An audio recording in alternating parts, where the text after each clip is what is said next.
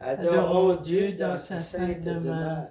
Il fait habiter ensemble, il nous fait les siens tous ensemble dans sa maison. C'est lui qui donne force et puissance à son peuple. Au nom du Père et du Fils et du Saint-Esprit, Amen. le Seigneur soit avec vous. Et avec votre esprit. Le Seigneur nous fait entrer dans sa maison chaque fois que nous approchons de lui et que nous célébrons l'Eucharistie. Nous avons été créés pour vivre avec lui, en communion avec lui. Et cette communion commence déjà maintenant. Et nous la vivons d'une manière spéciale quand nous célébrons l'Eucharistie. Alors aujourd'hui, ouvrons davantage notre cœur et précipitons-nous pour aller à la rencontre de Dieu dans sa maison. Nous avons une intention spéciale aujourd'hui. Nous voulons penser à notre frère Roméo Sauvé, qui est déjà décédé, bien sûr, mais nous nous rappelons de son anniversaire. Il aurait eu 93 ans aujourd'hui. Nous savons que c'est le père, il était le père bien-aimé de Jean-Marc Sauvé, notre frère. Alors on va prier pour lui, pour le repos de son âme. En même temps, nous allons demander que le Seigneur continue à nous nourrir de l'intérieur pour que cette vie qui vient de lui, déjà maintenant, commence à prendre racine dans le monde d'aujourd'hui. D'abord, reconnaissons humblement que nous sommes des pauvres pécheurs. Seigneur, accorde-nous ton pardon. Nous avons péché contre toi. Montre-nous ta miséricorde. Et nous serons sauvés. Que Dieu Tout-Puissant nous fasse miséricorde, qu'il nous pardonne nos péchés, nous conduise à la vie éternelle. Amen. Seigneur, prends pitié. Seigneur, prends pitié. Ô Christ, prends pitié. Ô Christ, prends pitié. Seigneur, prends pitié. Seigneur, prends pitié. Prions le Seigneur.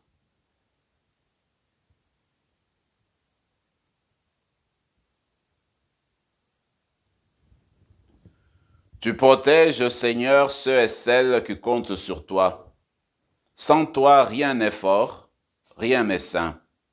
Multiplie pour nous tes gestes de miséricorde, afin que, sous ta conduite, en faisant un bon usage des biens qui passent, nous puissions déjà nous attacher à ceux qui demeurent.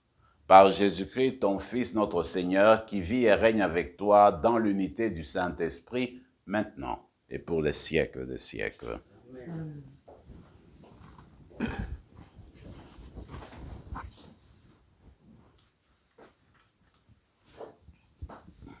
Lecture de la deuxième lettre de Saint Paul apôtre aux Corinthiens. Frères, puisque tant d'autres se vantent à la manière humaine, eh bien, je vais, moi aussi, me vanter. Si certains ont de l'audace, je parle dans un accès de folie.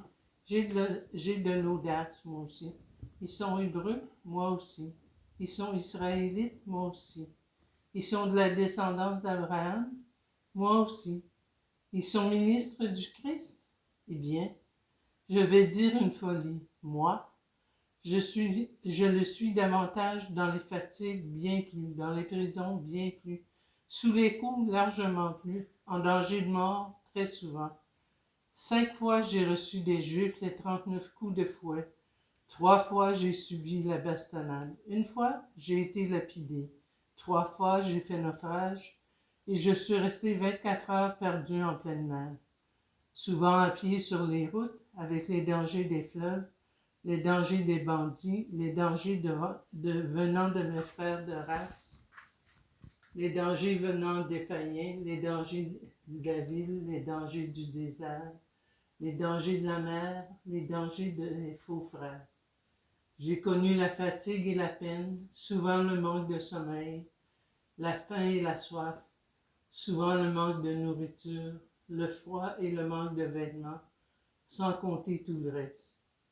Ma préoccupation quotidienne, le souci de toutes les églises. Qui donc faiblit sans que je partage sa faiblesse? Qui vient à tomber sans que cela me brûle? S'il faut se vanter, je me vanterai de ce qui fait ma faiblesse. Parole du Seigneur. Nous rendons grâce à Dieu. De toutes leurs angoisses, Dieu délivre les justes. De toutes leurs angoisses, Dieu délivre les justes. Je bénirai le Seigneur en tout temps, sa louange sans cesse à mes lèvres. Je me glorifierai dans le Seigneur, que les pauvres m'entendent et soient en fête. De toutes leurs angoisses, Dieu délivre les justes. Magnifiez avec moi le Seigneur, exaltons tous ensemble son nom. Je cherche le Seigneur, il me répond. De toutes mes frayeurs, il me délivre. De toutes leurs angoisses, Dieu délivre les justes.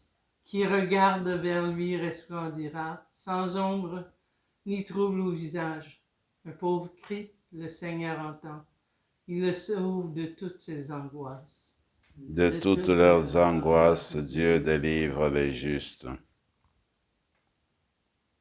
Alléluia, Alléluia. Heureux les pauvres de cœur, car le royaume des cieux est à eux. Alléluia.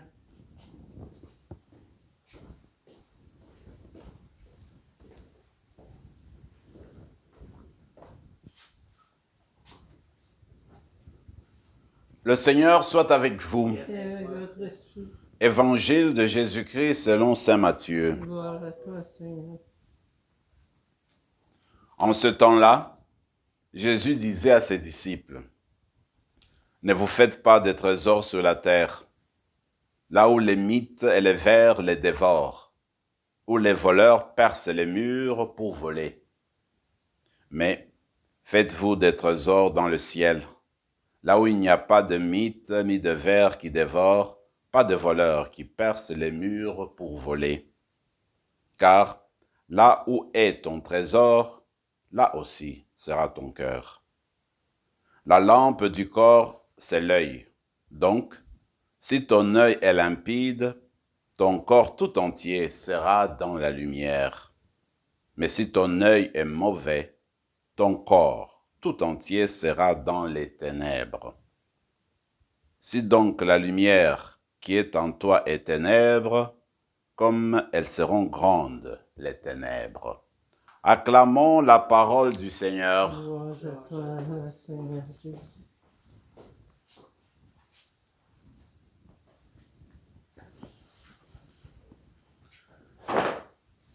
Cet extrait de l'apôtre Paul révèle un peu la profondeur de son engagement dans sa foi d'apôtre. Il revient encore sur ses concurrents, ses opposants, ces personnes qui allaient après lui dans les églises qu'il avait fondées pour s'attaquer à sa crédibilité. Et ces personnes-là, entre autres, prétendaient que Paul n'était pas vraiment un vrai juif, qu'il n'était pas vraiment un fils d'Abraham, qu'il avait édulcoré en fait l'évangile de Dieu. Alors, dans cet extrait, en fait, Paul prend sa défense. Il rappelle que si ces personnes-là, ces prétendus prédicateurs, eh bien, si se considèrent comme des fils d'Abraham, si se considèrent comme des enfants d'Israël, si se considèrent comme du peuple choisi, eh bien, Paul dit que lui aussi, il est juif, il est israélite, il est de la tribu de Benjamin, il est fils d'Abraham. Et il va continuer, moi je trouve ça très beau, il va continuer et dit, alors si ces gens-là disent qu'ils sont eux vraiment les évangélisateurs, les ministres du Christ, ils font cette folie-là, eh bien moi aussi je veux entrer dans leur folie. Eh bien moi, Paul, j'ai été ministre plus qu'eux. Parce que, regardez mes souffrances. J'ai eu de la bastonnade, j'ai été condamné plusieurs fois par les Juifs, j'étais en prison, j'ai reçu les 39 coups de Juifs à 3 reprises, je suis passé par tant de dangers de mort, j'ai eu des naufrages, j'ai souffert de faim, j'ai marché malgré les dangers des routes pour annoncer l'évangile. Alors, en fait, quand on regarde tout ça, on réfléchit, on se dit, écoute, Paul, ce n'est pas n'importe qui. Il faut regarder ses origines. C'était celui qui persécutait l'Église de Dieu. Aujourd'hui, il est au-devant de tout le monde, en train d'annoncer Jésus-Christ, malgré, n'est-ce pas, les contradictions. Il annonce Jésus-Christ à temps et à contre-temps. Mais moi, ce que je trouve intéressant, c'est parce que à la fin, quand il dit, après toutes ces souffrances-là, tout ce qu'il a énuméré, puis il dit qu'il porte le souci des églises. Ça le préoccupe Partout où il va, il se rappelle de toutes ces églises qu'il a fondées. Il aimerait savoir comment elles avancent, comment elles progressent. Alors c'est un souci qu'il porte continuellement. D'ailleurs, aujourd'hui, on nous dit toujours aux évêques, quand on t'ordonne évêque, tu es évêque d'une église locale, c'est bien, c'est ton église, mais n'oublie pas, tu portes le souci de toutes les églises du monde.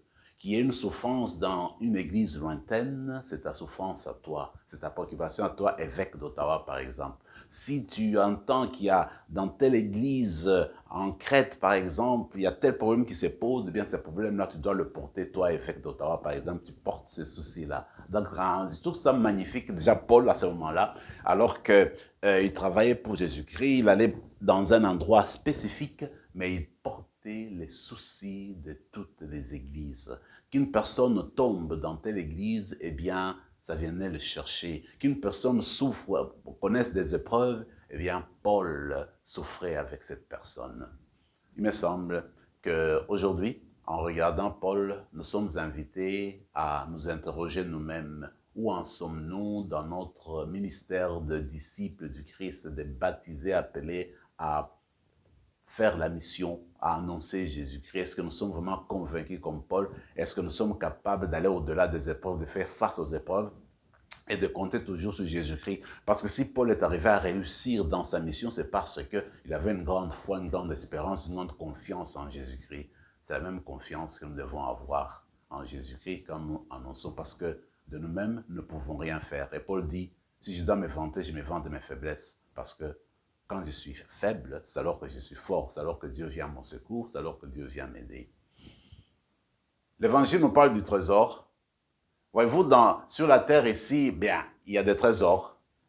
Il y a de ces trésors-là que nous voulons avoir accumulés juste pour répondre à nos besoins de luxe, à nos besoins de bien vivre, à nos besoins de bien-être.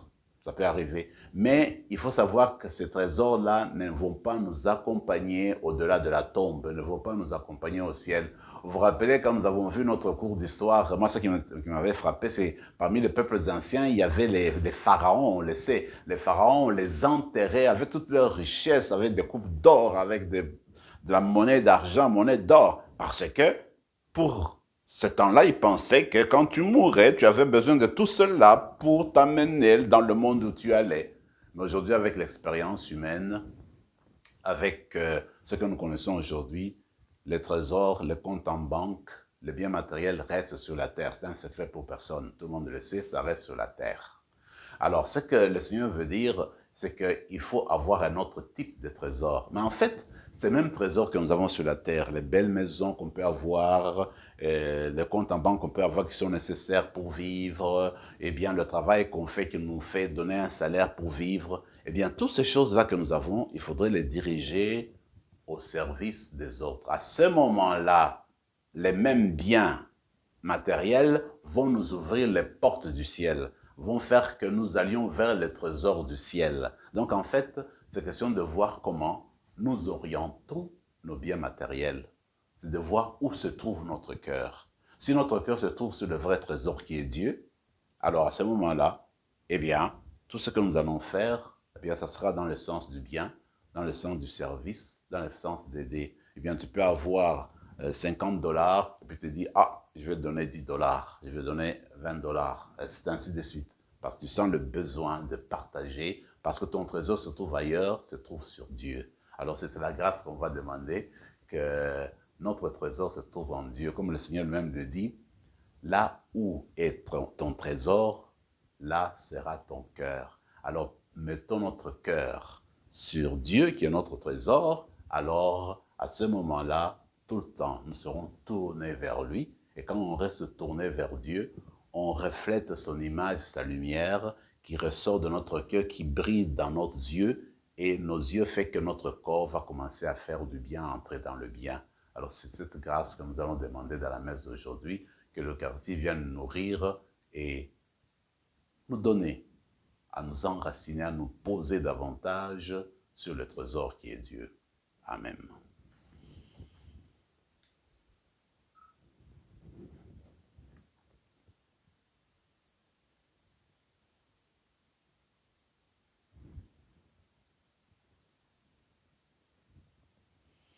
Tu es béni, Seigneur, Dieu de l'univers, toi qui nous donnes ce pain, fruit de la terre et du travail des hommes et des femmes. Nous te le présentons, il deviendra le pain de la vie. Béni soit Dieu maintenant et toujours.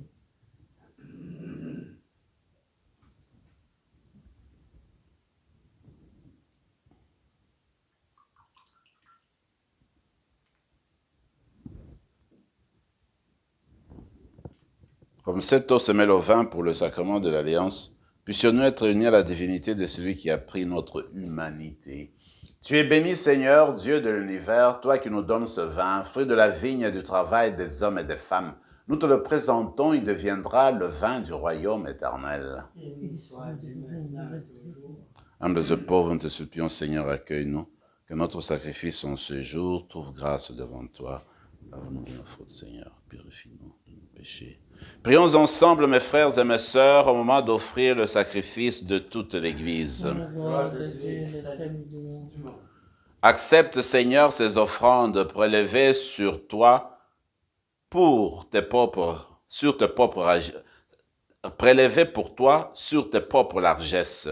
Que ces mystères très saints, où ta grâce opère avec puissance, sanctifient notre vie de tous les jours et nous conduisent aux joies éternelles. Par Jésus le Christ, notre Seigneur. Le Seigneur soit avec vous. Et avec votre esprit, Élevons notre cœur. nous tournons vers le Seigneur. Rendons grâce au Seigneur notre Dieu. Cela est juste et bon. Vraiment, il est juste et bon de te rendre gloire, de t'offrir notre action de grâce toujours et en tout lieu. À toi, Père très saint, Dieu éternel et tout-puissant. C'est par ton Fils bien-aimé que tu as créé l'être humain, et c'est encore par lui que tu en fais une créature nouvelle. Aussi, dans l'univers, toutes choses te célèbrent, le peuple des baptisés te glorifie, les saints te bénissent d'un seul cœur, et déjà, nous pouvons avec les anges proclamer hautement ta gloire. Saint, Saint, Saint, le Seigneur Dieu de l'univers. le Le ciel et la terre sont remplis de ta gloire. Hosanna au plus haut des cieux. Béni soit celui qui vient au nom du Seigneur. Hosanna au plus haut des cieux. Tu es vraiment saint, Dieu de l'univers, et toute la création proclame ta louange, car c'est toi qui donnes la vie. C'est toi qui sanctifies toutes choses par ton Fils Jésus-Christ notre Seigneur, avec la puissance de l'Esprit Saint. Et tu ne cesses de rassembler ton peuple, afin qu'il te présente partout dans le monde une offrande pure. C'est pourquoi nous te supplions de consacrer toi-même les offrandes que nous apportons. Sanctifie-les par ton esprit, pour qu'elles deviennent le corps et le sang de ton Fils Jésus-Christ notre Seigneur, qui nous a dit de célébrer ce mystère. La nuit même où il fut livré, il prit le pain. En te rendant grâce, il le bénit, il le rompit, et le donna à ses disciples en disant, « Prenez et mangez-en tous, ceci est mon corps livré pour vous. »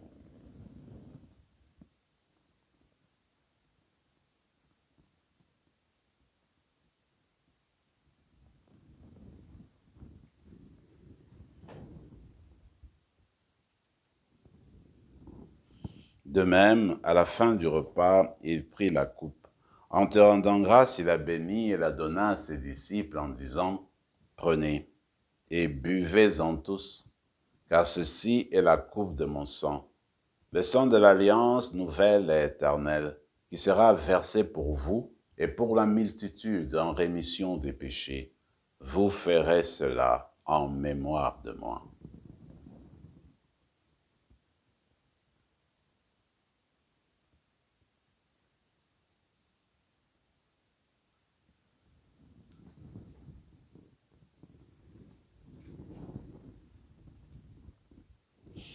Il est grand le mystère de la foi. Nous proclamons ta mort, Seigneur Jésus. Nous célébrons ta résurrection et et nous nous attendons ta venue de la gloire. En faisant mémoire de ton Fils, de sa passion qui nous sauve, de sa glorieuse résurrection et de son ascension dans le ciel, alors que nous attendons son dernier avènement, nous présentons cette offrande vivante et sainte pour te rendre grâce. Regarde, Seigneur, le sacrifice de ton Église et daigne y reconnaître celui de ton Fils qui nous a rétablis dans ton alliance. Quand nous serons nourris de son corps et de son sang et remplis de l'Esprit Saint, accorde-nous d'être un seul corps et un seul esprit dans le Christ. Que l'Esprit Saint fasse de nous une éternelle offrande à ta gloire, pour que nous obtenions un jour les biens du monde à venir auprès de la Vierge Marie, la bienheureuse Mère de Dieu, avec Saint Joseph, son époux, avec les apôtres, les martyrs, Saint Rémy et tous les saints qui ne cessent d'intercéder pour nous. Et maintenant, Seigneur, nous te supplions, par le sacrifice qui nous réconcilie avec toi, étends au monde entier le salut et la paix. Affermis la foi et la charité de ton Église au long de son chemin sur la terre. Veille sur ton serviteur, le pape François, notre évêque Marcel, l'ensemble des évêques, les prêtres, les diacres et tout le peuple de racheté. Écoute les prières de ta famille assemblée devant toi et ramène à toi, Père très aimant, tous tes enfants dispersés. Pour nos frères et sœurs de faim, et plus spécialement pour notre frère Roméo sauvé, pour les hommes et pour les femmes qui ont quitté ce monde dont tu connais la droiture, nous te prions. Reçois-les dans ton royaume, où nous espérons être comblés de ta gloire, tous ensemble et pour l'éternité, par le Christ notre Seigneur, par qui tu donnes au monde toute grâce et tout bien. Par lui, avec lui et en lui, à toi, Dieu le Père Tout-Puissant, dans l'unité du Saint-Esprit, tout honneur et toute gloire pour les siècles des siècles. Amen. Comme nous l'avons appris du Sauveur, et selon son commandement, nous osons dire, Notre Père qui es aux cieux, que ton nom soit sanctifié, que ton règne vienne, que ta volonté soit faite sur la terre comme au ciel. Donne-nous aujourd'hui notre pain de ce jour. Pardonne-nous nos offenses comme nous pardonnons aussi à ceux qui nous ont offensés. Et ne nous laisse pas entrer en tentation, mais délivre-nous du mal. Délivre-nous de tout mal, Seigneur, et donne la paix à notre temps. Par ta miséricorde, libère-nous du péché. Rassure-nous devant les épreuves en cette vie où nous espérons le bonheur que tu promets et l'avènement de Jésus-Christ, notre Sauveur. C'est à toi qu'appartiennent la puissance et la gloire pour les siècles des siècles. Seigneur Jésus-Christ, tu as dit à tes apôtres, je vous laisse la paix, je vous donne ma paix. Ne regarde pas nos péchés, mais la foi de ton Église, pour que ta volonté s'accomplisse, donne-lui toujours cette paix et conduis-la vers l'unité parfaite, toi qui règnes pour les siècles des siècles. Amen. Que la paix du Seigneur soit toujours avec vous. Et votre esprit. Agneau de Dieu, Qui enlève le péché du monde, prends pitié de nous. que le corps de Agneau de Jésus-Christ, Dieu qui enlève le péché du monde, agneau prends de pitié de nous. Agneau de Dieu qui enlève le péché du la monde, vie éternelle. donne-nous la paix. Seigneur Jésus-Christ, que cette communion à ton corps et à ton sang n'entraîne pour nous ni jugement ni condamnation, mais qu'elle soutienne notre esprit et notre corps et nous donne la guérison. Heureux les invités au repas du Seigneur. Voici l'agneau de Dieu qui enlève le péché du monde. Seigneur, je ne suis pas digne de te recevoir. C'est même parole de Seigneur. servir. Que le corps et le sang du Christ nous gardent pour la vie éternelle. Amen.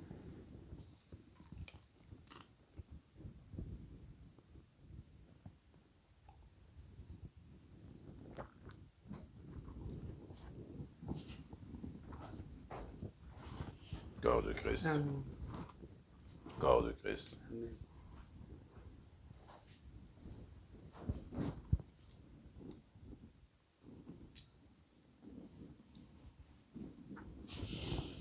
Le Seigneur est notre trésor. Maintenant qu'il se repose en nous, tournons notre regard intérieur vers lui et nous serons continuellement en transformation.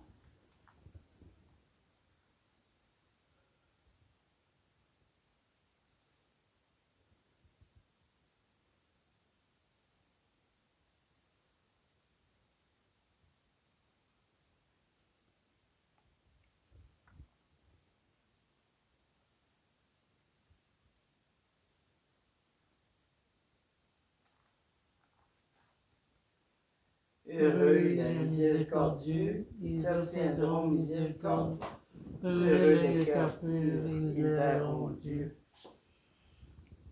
Nous avons communié, Seigneur, à ce sacrement, mémorial de la passion de ton Fils. Fais servir à notre salut le don que lui-même nous a légué dans son immense amour, lui qui règne avec toi maintenant et pour les siècles des siècles. Le Seigneur soit avec vous. Et avec votre esprit. Et que Dieu Tout-Puissant vous bénisse, le Père, le Fils et le Saint-Esprit. Amen. Allez dans la paix du Christ. Rendons grâce à Dieu.